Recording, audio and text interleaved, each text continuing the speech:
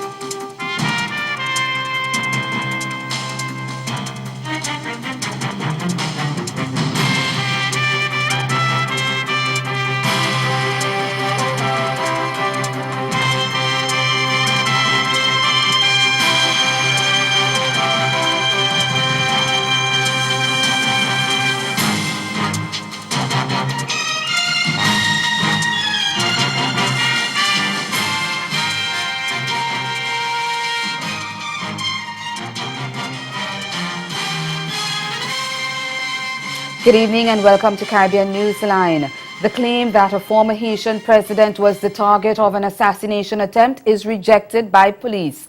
That's our top story in Caribbean Newsline for Tuesday, March 21. From the CMC News Center in Bridgetown, I'm Nicole Best. Good evening. Associates of Jean-Bertrand Aristide claim he survived an assassination attempt on Monday, but police say there was no such attempt on the former president's life. Aristide's attorney insisted the attack took place after he gave testimony before a judge who is probing allegations of money laundering involving the former commissioner of police, Jean-Anthony Nazir. The lawyer said shots were fired directly at Aristide's vehicle. And a member of the board of the Famille Lavalas, the political party to which Aristide is affiliated, said the 63-year-old former leader was unscathed, but a security guard and at least one party supporter were injured. Another Aristide ally has alleged that the shooters were police. And after news of the shooting spread, his supporters staged a protest and clashed with law enforcement officials. But Deputy Commissioner Jean-Alex Pierre-Louis claims that Aristide's allies are calling an assassination attempt was actually chaos because members of the political factions who threw rocks and fire guns were Aristide's motorcade passed by an intersection. Another senior officer, Inspector Prenel Duval, acknowledged that officers fired weapons, but he said there was a lot of shooting from different directions. Aristide, a former Roman Catholic priest, served as head of state of Haiti on 3 occasions between 1991 and 2004. Well, we turn our attention to some breaking news now. Initial reports indicate that 3 people were killed and several others injured when a container of dynamite exploded in St. Lucia. We're joined live on the line now by our correspondent in St. Lucia, Ernie Sion. Good evening, Ernie. Hello, Nicole. What can you tell us about this explosion? Well, I heard it from where I am. I'm just about 3 miles from the area where the explosion occurred. So I heard it myself just about 5:15. And it was a huge explosion. I mean, I literally felt the house, the ground shake, you know. It was huge. And my understanding is that there's a construction site there in the cul-de-sac. And some guys were doing some welding, and apparently that welding was taking place a little too close to a container which stored dynamite. I'm not sure whether they knew the container had dynamite, but apparently the dynamite exploded, and they are counting possibly three dead, but there's several others injured because there was a lot of traffic of emergency vehicles. I could have heard them up and down the road to and from the hospital. So we could have had a sizable incident on our hands. It's still a little too early to say exactly how many people would have died, but quite a few people got injured. in the area of the explosion, I know that there's a Pecan Company wholesale office, and I heard the doors and windows were shattered. Some distance away. That gives you an idea of the extent of the explosion. But a lot of people apparently may have taken the sound, the explosion, for part of the exercise, stimulation exercise, which was supposed to be taking place here today for the tsunami and the earthquake. So I think when a lot of people heard it, they thought it might have been related to that. But it was in fact an explosion. Thank you. We are just getting some pictures here now of, well, we are hoping to get some pictures of the situation, but you said that emergency personnel were on the scene. Have you had any correspondence with them as yet? No, but it's a lot of confusion down there because it's an open area, Reno Kajaja's construction site, actually, and there would have been a whole lot of confusion down there because the people are still trying to understand what went off and why it happened and that kind of thing. So it's still much too early to say any more than possibly 3 dead and several injured. Any word from the Prime Minister on this? Well, it's really hard to say where he would be at this time. Tuesday, I'm not too sure where he would be, but he's certainly on island. But he wouldn't have said anything yet. There hasn't been any time to really assess what really happened, And like I told you, this was coming in the middle of this stimulation exercise today, and a lot of these emergency vehicles would have been elsewhere, preparing for a simulation of an earthquake and a tidal wave, that kind of thing. So school children were being taken to higher ground. The two events occurring in different parts of the capital. I was about to ask you about that because I wanted to know how close to the simulation exercise did this occur? No, the explosion occurred in Cul-de-sac, which is about 4 miles on the east coast, east of the capital, and the actual stimulation exercise was going on in the capital. Oh, okay. Among schools and whatnot. All right. Well, we're going to thank you very much now for your contribution, and we're going to stay tuned. We're going to try to stay in contact with you as more information comes to hand. Thank you very much, Ernie. Don't mention. In other news, back in Haiti, United Nations Secretary General Antonio Guterres is proposing to shut down the UN peacekeeping mission in the French-speaking nation by October and replace it with much smaller UN presence. He said in the report sent to the Security Council that all 2,370 soldiers serving in the 13-year-old UN stabilization mission in Haiti, known by its French acronym MINUSTA, should be gradually withdrawn, and the mission should close by October 15. A new mission would be established that would retain 295 of the current 1,001 police officers serving in MINUSTA, and the civilian staff would also be significantly reduced. 2 Caribbean countries have banned the importation of corned beef from Brazil following reports that several major Brazilian meat processors have been selling rotten beef and poultry.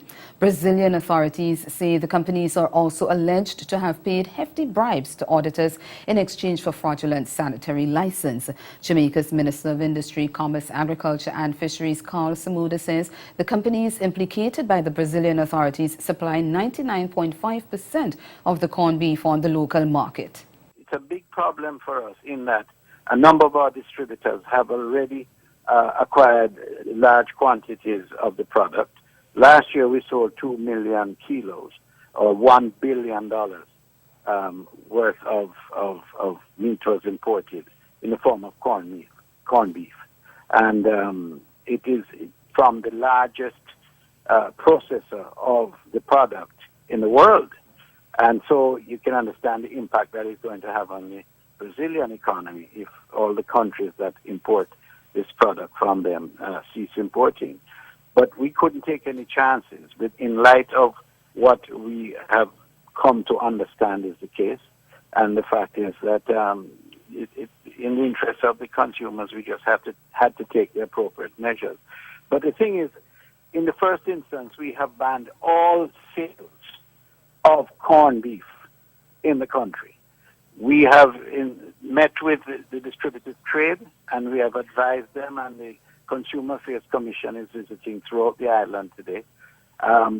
We have advised them that no corned beef is to be put on the shelves, and all those that are on the shelves must be removed. And Trinidad and Tobago has followed Jamaica's lead in banning the importation and sale of corned beef from Brazil. In fact, Agriculture Minister Clarence Rambarat says all meat products coming from South American country will be taken off the shelves. He says he believes it is the appropriate action to take, and his ministry will be communicating with the various stakeholders on the matter. There's no way to tell for the consumer to tell which of these brands actually are linked to companies named in the scandal. But just to be very clear and fair to the consumer, we intend to make an announcement shortly about the products that are already here in Trinidad and on the shelf. We've already decided that there'll be no further imports from Brazil until we're in a position to permit those imports. Rambarat says his ministry is dealing with the situation, and a declaration on the matter will soon come. There of course needs to be some communication with both the importers and then the retailers and the consumers. We're working to do that. I just felt that it was important that we alert the importers so that they do not put more product onto the shelf. But there's no way we could avoid removing what is on the shelf from the shelf, because once we know that as a ministry we've issued permits to people and the product is connected to at least one of the tainted processors, then we believe we have an obligation to remove it from the shelf. Stay with us. We have more news after the break. Straight out of the bodacious and beautiful culture of the Caribbean comes a music and talent competition like no other. Brace yourself for the exciting, entertaining, extraordinary, and new reality docuseries, Icon of the Islands. The story begins in the breathtaking backdrop of the U.S. Virgin Islands. Every year, this is where a wide and diverse range of contestants of all ages and backgrounds audition for a wildly popular and prominent local talent competition. And the ultimate goal for each contestant is to win. I already have my favorites, but my favorites may not prevail tonight. Some moments will bring performers to their knees, while some performances will bring fans to their feet. Get ready to see which star will be the last one shining in the spotlight as the stars align this season on Icon of the Islands.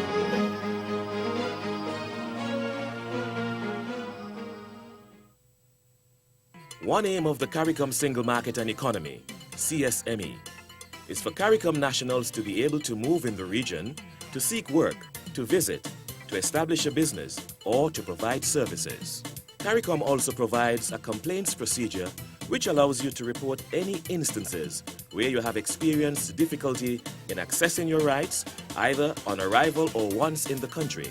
Simply complete the form provided online and at a number of locations. Submit it to the CSME focal point in your home country, the country where you had an issue, or via the web. The complaints procedure works to safeguard access to CSME for all CARICOM nationals. For more information, visit csmeonline.org or call your local CSME authority. The CARICOM Single Market and Economy. Make it work for you.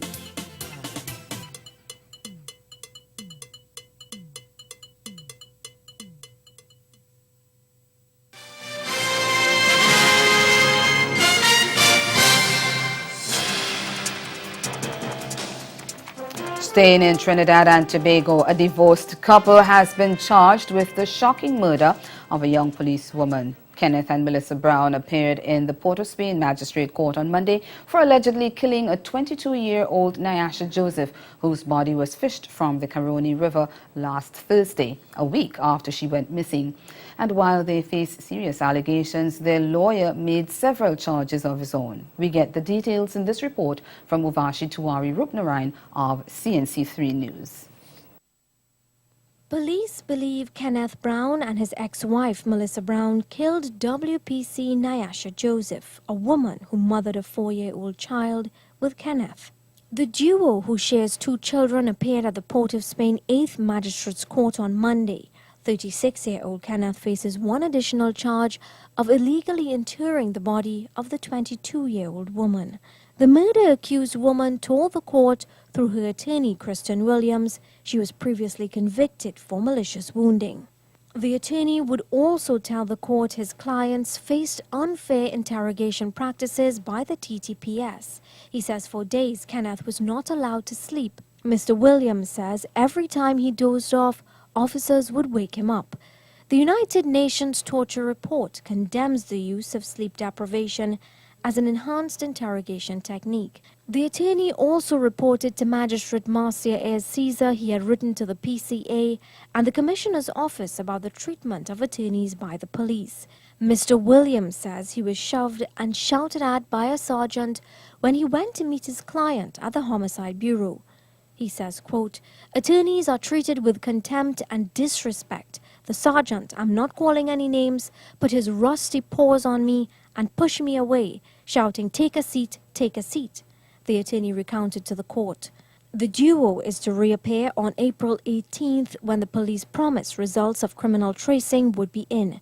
22-year-old Nyasha was reported missing on the 8th of March and her body was fished from the Caroni River on the 15th. St. Lucia's government and opposition are at odds over 2 controversial multi-billion-dollar projects set to begin soon. Prime Minister Alan Chastanet says he's absolutely confused about the St. Lucia Labour Party's plan to hold street protests over the Desert Star Holdings Pearl of the Caribbean project and a proposed Dolphin project. We get more in this report from Miguel Favera of HTS News Force. The current administration is currently involved in a heated debate over the proposed Desert Star Holdings Pearl of the Caribbean project and the proposed dolphinarium at Pigeon Island National Landmark. The latter has seen opposition from the St. Lucia National Trust. The SLNT's membership, however, has 2 points of view as it relates to the dolphinarium. While some have taken the hardline stance that no dolphins should be held in captivity, others are in favor of construction of the dolphin park at the originally proposed site of Al-Jabet Canneries.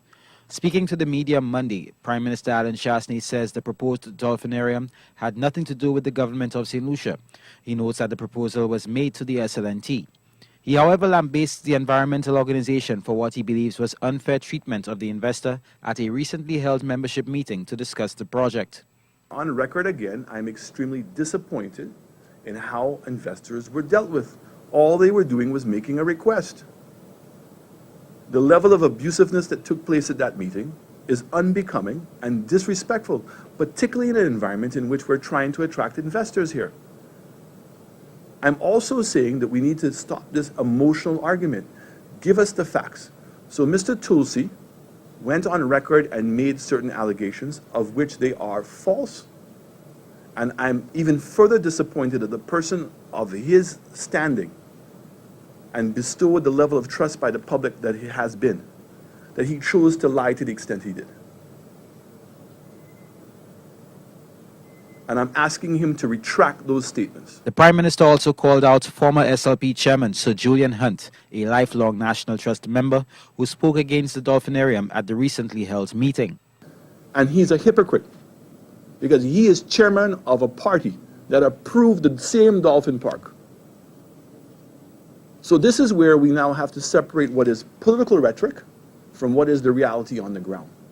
And the feedback that we're getting on the ground is that there are people who clearly have environmental concerns. They have people who have some concerns in terms of the size of the project. But when you sit down with them and they start getting what the facts are all encouraging it. And the purpose of what we're doing is to come to the people of St. Lucia way before the decision is made to allow people to participate in that process. That's what we've said. And you're not going to get unanimity. We didn't get unanimity on elections. Very difficult to get unanimity. The key is, do we get buy-in? The Prime Minister alleges that there is politics at play as it relates to opposition of both the Dolphinarium and the DSH projects. And still to come in Caribbean Newsline Sport, Wendy's about to begin preparation for their upcoming T20 match. That's the series against Pakistan. Stay with us. Sport is next. Welcome to SwiftPack, your online shopping and shipping solution. Receive the best rates, expert cargo management, and exceptional customer service. SwiftPack provides secure handling of your smallest packages to your largest cargo with speed and reliability. We invite you to use our U.S. mailbox service, online shopping, ship air and ocean cargo from the supplier to your door. We handle it all for you. Get started now. Sign up for a free regular account or premium account, or give us a call on 440-6100. SwiftPack. You shop, we ship, you save. Make your special event in Barbados a memorable one. Let Pangrove Elegant Events transform the concept of your dreams into a magical reality. We provide everything you need for your event, from the understated to the stately. Our team can reimagine your indoor or outdoor space, or explore the scenic, lush gardenscape of our event venue at Sugarland Gardens. Celebrate life's milestones with Pangrove Elegant Events and Sugarland Gardens, and experience the elegant side of Barbados. Every day across the Caribbean, non-food goods made locally, regionally, and internationally make their way into the hands of consumers. And from time to time, some of those goods may be defective and might actually cause harm. The CARICOM Rapid Alert System for the Exchange of Information on Dangerous Non-Food Consumer Goods, CAREX, has been set up to protect you. If you receive dangerous goods, you can file a complaint with your local CAREX contact point, or you can log on to www.carex.caricom.org and fill out the online form. The relevant agency will investigate, and once that is complete, the CAREX system will alert other countries in the region so that consumers will be protected from goods that pose a serious risk. For more information and to see the categories of goods covered under the system, visit www.carex.caricom.org or contact your local CAREX contact point. The CARICOM Single Market and Economy. Make it work for you.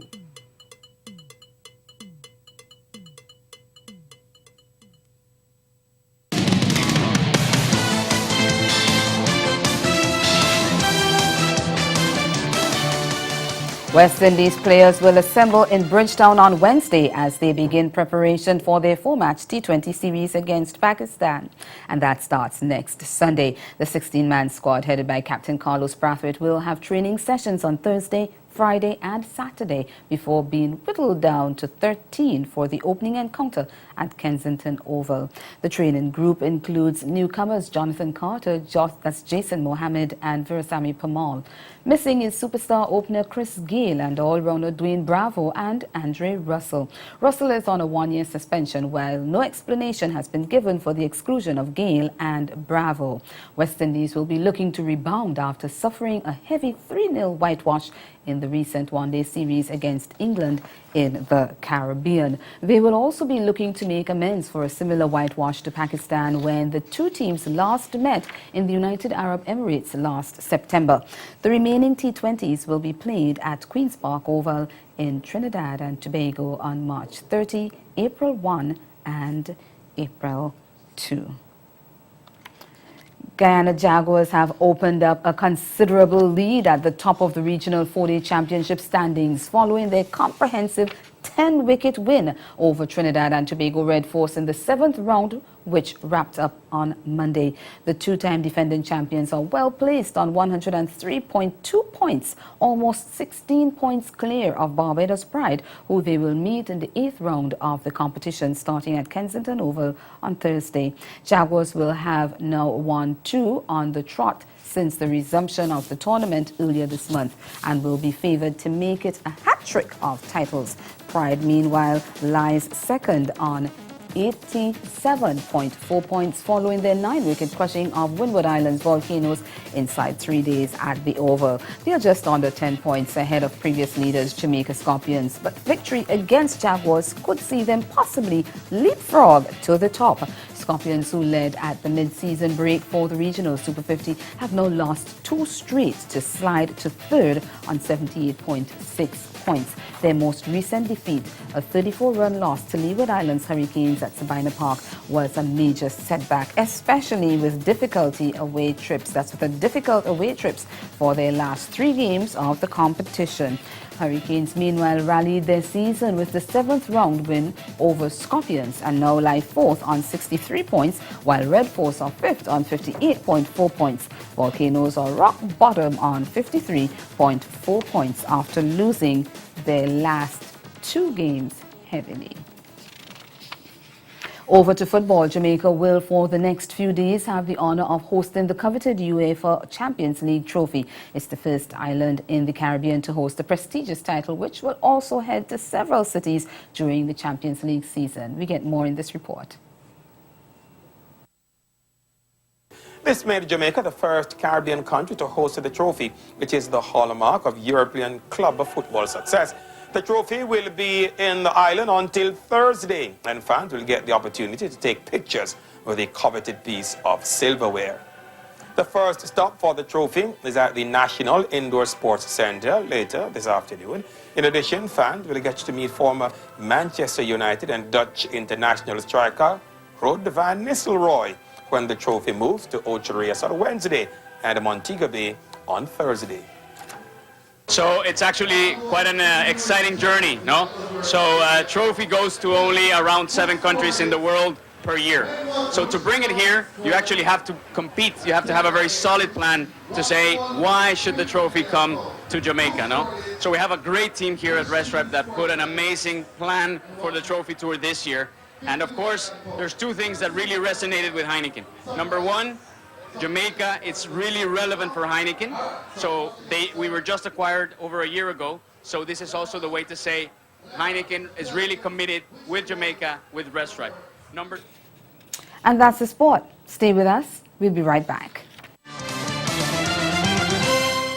Caribbean Newsline is brought to you by the Barbados Tourism Marketing Inc. With the CARICOM Single Market and Economy, CSME, opportunities to relocate for work as a CARICOM skill.